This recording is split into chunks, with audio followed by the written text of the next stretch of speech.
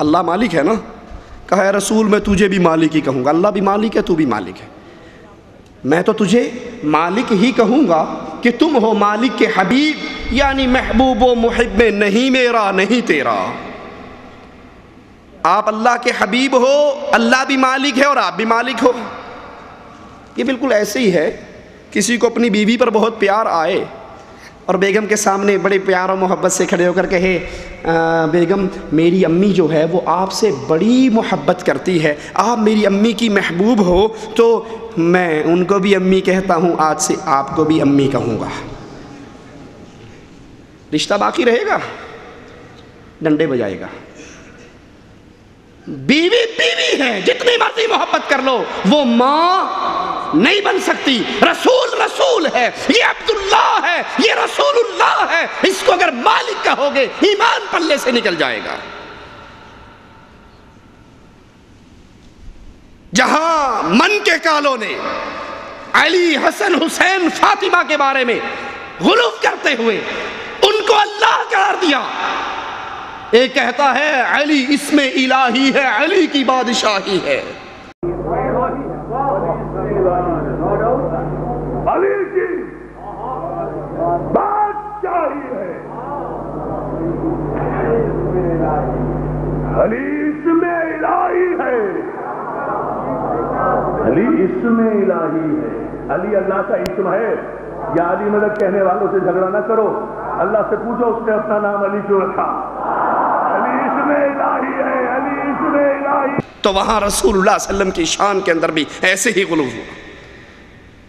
لوگوں نے جب یہ منظر دیکھے انہوں نے کہا بہتی گنگا میں ہاتھ دھو لو، جب سب کو ہی بڑھایا جا رہا ہے ہم اپنے پیروں کے بارے میں خاموش کیوں رہ جائیں، اپنے بزرگوں کے بارے میں خاموش کیوں رہیں؟ یہ اصول کرخی ہے، اصول کرخی کے رائٹر ہیں ابو الحسن عبید اللہ بن حسین بن دلال الکرخی الحنفی، یہ اپنے امام کے بارے میں اس کتاب میں اصول بیان کرتا ہے۔ اگر قرآن کی آیت، اگر رسول اللہ صلی اللہ علیہ وسلم کی حدیث، اگر صحابی کا عمل ہمارے امام سے ٹکرائے، قرآن کی آیت کس سے ٹکرائے؟ خود بدلتے نہیں، قرآن کو بدل دیتے ہیں کہ غلامی میں بدل جاتا ہے قوموں کا ضمیر۔ قرآن کی آیت ہونا تو یہ چاہیے تھا کہ اگر امام صاحب کی بات قرآن سے ٹکرا جائے ہم امام صاحب کی بات چھوڑ دیں گے، امام کی بات حدیث سے ٹکرائے ہم امام صاحب کی بات چھوڑ دیں گے، نبی صحابی کے عمل سے ٹکرائے اس کو بھی چھوڑ دیں گے، کیونکہ خود امام نے صحابی کے بارے میں کہا۔ امام اور صحابی میں فرق یہ ہے کہ امام زمین پہ چل رہا ہو، صحابی گھوڑے پہ سوار ہو، صحابی کے گھوڑے کے سم سے جو مٹی کے ذرے اڑتے ہیں اس کے برابر بھی ایک امام نہیں ہو سکتا۔ لیکن یہاں غلو کرتے ہوئے کیا کہا؟ قرآن کی آیت، نبی کی حدیث، صحابی کا فعل اگر ہمارے امام کے قول سے ٹکرائے گا تو ان ساروں کو منسوخ و مردود سمجھیں گے، امام کی بات کو نہیں چھوڑیں گے۔ یہ ہمارے ہاتھ کے اندر سوانح قاسمی ہے جو سیرت ہے شمس الاسلام کی، سیدنا امام الکبیر محمد قاسم نانوتوی شائع کیا ہے اس کو مکتبہ رحمانیہ، اقرا سینٹر غزنی سٹریٹ اردو بازار لاہور نے۔ اس کے صفحہ 301 پر قاسم نانوتوی صاحب صفحہ 301 پر اپنا قصہ بیان کرتے ہیں، سنیے اور دیکھیے کہ پھر اس ذریعے سے شرک کس طرح امت کے اندر داخل ہوتا ہے اور کس طرح بربادی ہوتی ہے۔ کہا کہ جب اعلیٰ حضرت امداد اللہ مہاجر مکی صاحب نے کچھ وظائف اور اذکار بتائے کہ یہ ذکر کیا کرو، میں نے کرنے شروع کر دیے، سب نے رپورٹیں دینی۔ ایک دن حاجی صاحب نے مجھے پکڑ لیا کہ تو کچھ نہیں بتاتا، تو کہا میں رونے لگ گیا کہ حضرت میں کیا بتاؤں؟ کہا کچھ تو بتا۔ کہا جہاں تسبیح لے کر بیٹھا ایک مصیبت ہوتی ہے، اس قدر وزن، اس قدر گرانی اور بوجھ پڑتا ہے جیسے 100 من کے پتھر کسی نے رکھ دیے ہوں، زبان اور دل سب خاموش ہو جاتے ہیں۔ ابھی وہ یہ رو رہے تھے کہ ان کے حاجی امداد اللہ صاحب نے کہا روتا کیوں ہے؟ تو اپنے مقام پہ پہنچ گیا۔ کہا حضرت وہ کیسے؟ مجھ پہ تو بڑا بوجھ پڑتا ہے۔ کہا یہ مبارک ہو، یہ وہ بوجھ ہے جو وحی کے وقت محمد پر پڑا کرتا تھا صلی اللہ علیہ وسلم، اور اب تیرے اوپر پڑ رہا ہے تو نبوت کا فیض ہو رہا ہے۔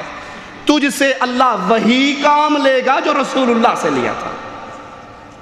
یہ وہ غلو ہے اپنے بزرگوں کے بارے میں، اپنے پیروں کے بارے میں، اپنے شیخ کے بارے میں، اپنے حضرت کے بارے میں۔ یہ ہمارے ہاتھ میں الامداد رسالہ حکیم الامت اشرف علی تھانوی صاحب کا، اس کا صفحہ نمبر 35 ہے۔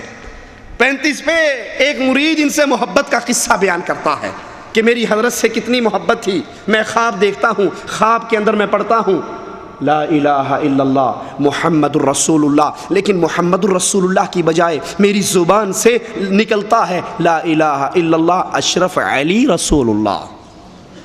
کیا میں اٹھ کر بیٹھ جاتا ہوں، پریشان ہو جاتا ہوں کہ یہ میں نے کیا پڑھ لیا، نیند ختم ہو گئی، خواب ختم ہو گیا، اب زندہ ہوں، جاگ رہا ہوں، سلامت ہوں۔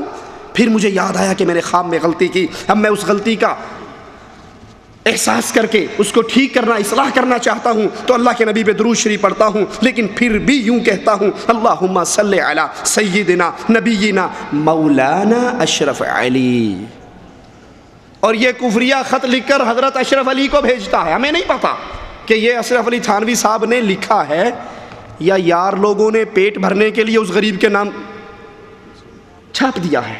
یہ اپنے مولویوں سے پوچھو کہ کیا حکیم الامت کی کتابیں ہیں یا اس کے نام کو تم بیچ رہے ہو؟ اگر یہ کتابیں اور یہ عقیدے واقعی حکیم الامت کی ہیں تو ایسے عقیدوں کا مالک تو مواحد نہیں ہو سکتا، اور اگر تم یہ اس کے ذمے لگا کر بیچ رہے ہو وہ غریب اس سے پاک ہے تو تم خود مجرم ہو۔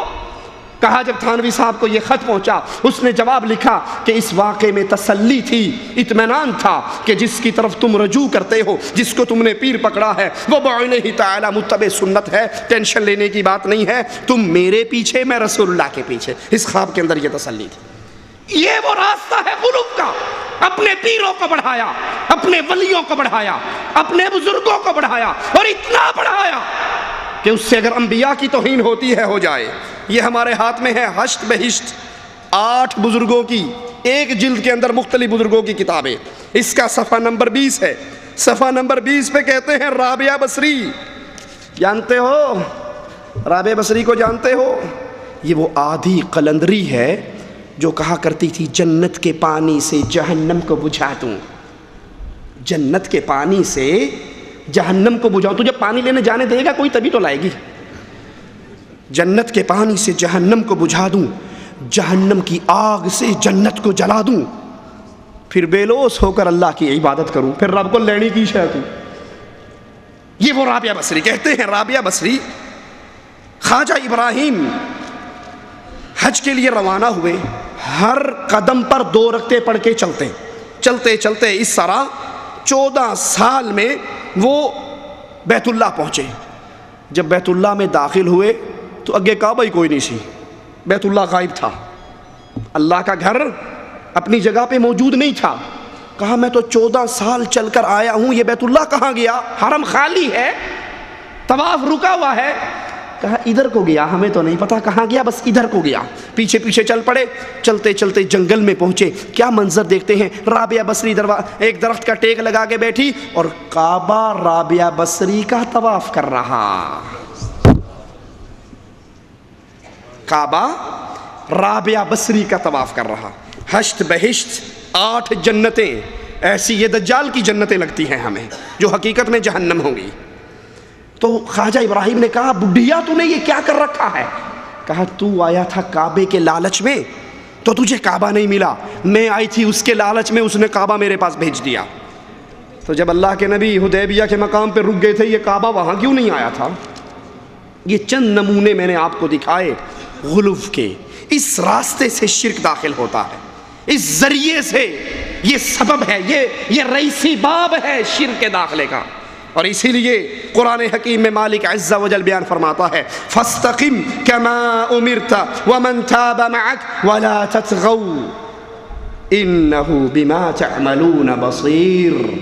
اے نبی علیہ السلام، جیسے آپ کو حکم ہوا جمے رہیے آپ بھی، اور جو توبہ کر کے آپ کے ساتھ مل گئے جمے رہو اپنے دین پر، لیکن حد سے نہ بڑھنا، خبردار غلو نہ کرنا، حد سے نہ بڑھنا۔ تم جو عمل کرتے ہو عرش والا تمہارے اعمال کو دیکھ رہا ہے۔